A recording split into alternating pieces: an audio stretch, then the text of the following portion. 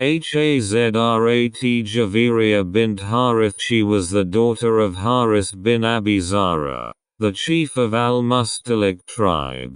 She was captured along with other prisoners after the Battle of Marissa took place between Muslims and her tribe. According to the custom of those days, she fell into the lot of Hazrat Sabit bin Qais. She wanted to pay a ransom and be set free.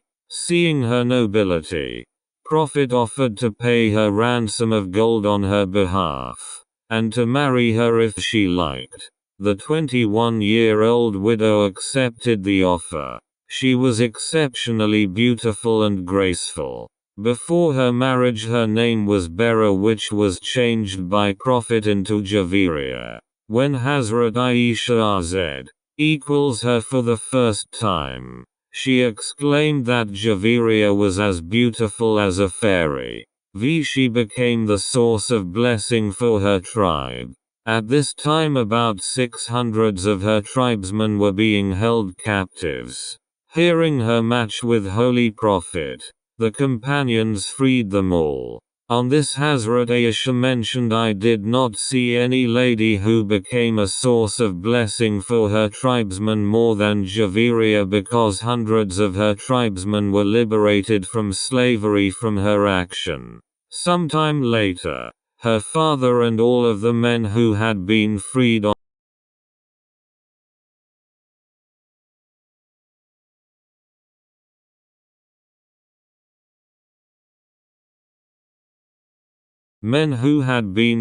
on the occasion of her marriage with Prophet accepted Islam as their religion.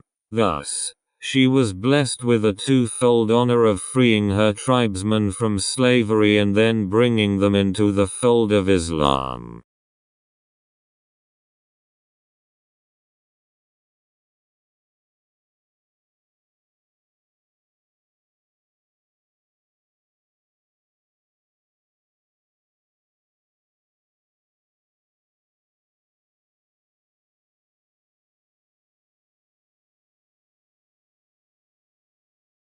She was deeply interested in matters of knowledge and learning, and Hazrat Habiba bint Abu Sufyan. Her real name was Ramla and she was the daughter of Hazrat Abu Sufyan. An outstanding figure amongst the Quraysh, who led many expeditions against the Islam and famous with the title of Habiba Muslims till his conversion to Islam. She was born 17 years before the advent of the first Umayyad Caliph.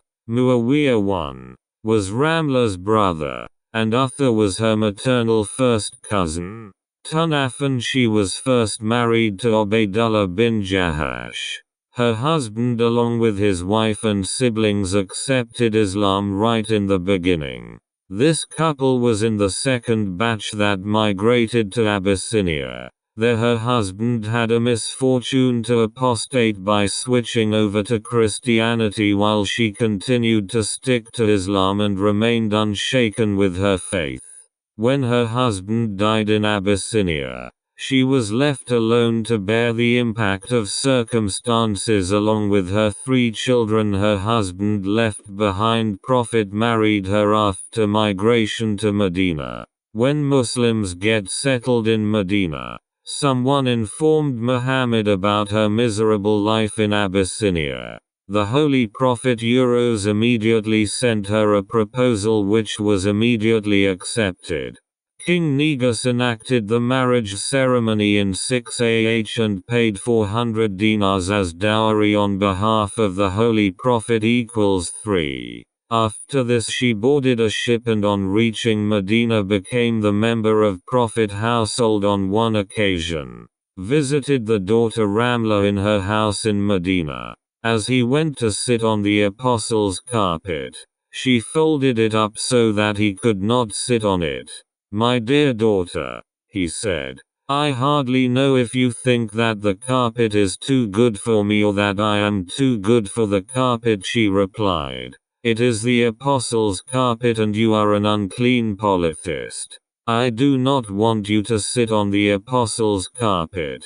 She was also a keen learner and observer. She was ranked third among the mothers of the faithful in eloquence and knowledge of religion after Hazrat Aisha and Hazrat Salma. She narrated 65 traditions of Holy Prophet W. She died in 44 AH 664 AD when she was on her deathbed. She called for Hazrat Aisha R.A. and asked her to forgive her for any trouble she may cause her during their lifetimes. Due the two of them being on opposing sides from the co-wives of Nabi, Hazrat Aisha R.N. forgave her and made dua for her forgiveness. Thereafter, Hazrat Habiba R.A. said, "May Allah Ta'ala make you happy, just as you made me happy now."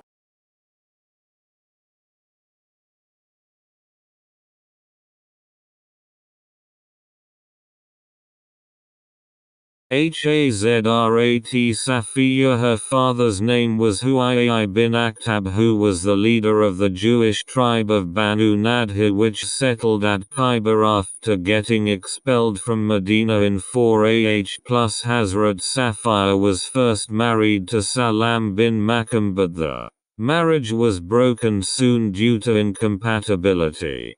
Her second husband Kana bin Rabi died in Battle of Khyber as the spoil of war. She fell to the lot of Hazrat Dahya Kalbi, RZ. But when Muhammad saw her, he threw his cloak over her as a sign that she was his chosen. The time of her marriage, she was just 17, but with her pleasant and friendly attitude won Safar. She then accepted Islam from Muhammad and they were married. And she quickly earned herself a respectable place in the household of Holy Prophet. Despite her conversion, Muhammad other wives teased Safiya of her Jewish origin. They had doubts about Saliha's loyalty to Islam and the suspicion that she would avenge her slain kin. The Prophet and expressed great displeasure at such doubts and reaffirmed her loyalty. Regarding Safiya's Jewish descent, Muhammad once said to his wife, "If they discriminate you again, tell them that your husband is Muhammad A. Your father was the Prophet Aaron and your uncle was Prophet Musa. In this case I'm superior to you." She was very fond of reading and memorized many chapters of Holy Quran. She was open-hearted, kind and sympathetic. At the time of Hazrat Uthman, RZ, when his house was besieged by rebels, she made a courageous move to try to help the caliph by sending food and water after leading a devotional life to Islam. She passed away at the age of 60 in 50 AH 670 AD. She left behind 100,000 dirham which were immediately distributed among the poor as per her will. Hazrat Maimuna bint Haris. Her real name was Bera, which was changed to Maimuna, meaning the blessed, after when she got married to the Holy Prophet 3. She was named this because in the year of marriage of Prophet with her, Muslims got to enter Makkah after 10 years. She was first married to Masood bin Amr, but their marriage could not last for long due to their incompatibility. Then she got married to Abu Rayham, who died shortly after their marriage.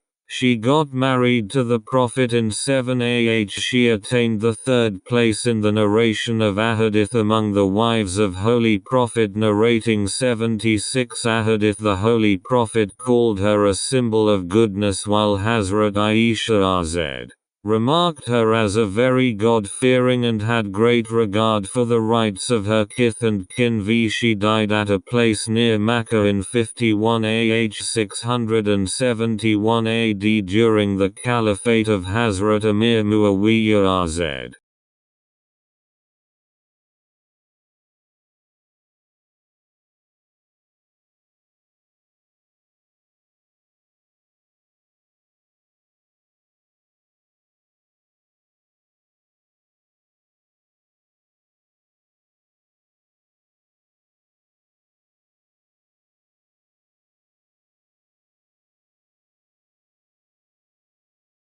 Hazrat Rihanna. She belonged to the famous Jewish tribe Banu Qurayza in the basis of the treachery of this tribe during the battle or ditch. Prophet I sieged it in 5 and Hazrat Rihanna was taken a captive in that siege of 6 The Holy Prophet freed her when she embraced Islam and then married her, and she was a generous, helpful and a kind person who always went out of the way to help the needy and the poor. She died 10 years after the death of the Holy Prophet Shazrat Maria after the Treaty of Hudaybiyah. Prophet wrote letters to a number of kings and rulers inviting them to the fold of Islam. One such letter was carried to Mughawqis, ruler of Egypt. He treated the Prophet envoy well and said good words for the Holy Prophet as a gesture of goodwill. He sent 2 girls who were of high status in Egypt along with other things for Holy Prophet in Medina. She accepted Islam on her way to Medina on the invitation of Hatib b Abi Balta, the Prophet's messenger to Egyptian king. The Messenger of Allah married Hazrat Maria, who became the mother of Holy Prophet's son Hazrat Ibrahim, while the second girl, Shireen, was married to Hazrat Hassan bin Thabit. She was the second lady after Hazrat Khadija, RZ, to have the honor of becoming the mother of Holy Prophet's son, Hazrat Ibrahim, who died when he was 8 months, his death to which the Prophet clarified they are not related events, leaving both the parents in immense pain and sorrow. A solar eclipse coincided with she died in 16 637 AD.